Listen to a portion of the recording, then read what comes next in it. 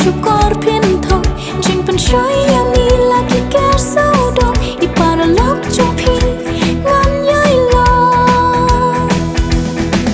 ngắm tiếng ngắm kus lai ngắm siêu long marway rừng cát bát ping jab ya berthei kumbani thang kunta hingin long si sin kasmi ngin poisa ka thong ngắm tiếng ngắm kus lai ngắm siêu long marway rừng cát bát ping jab ya berthei kumbani thang kunta hingin long si sin kasmi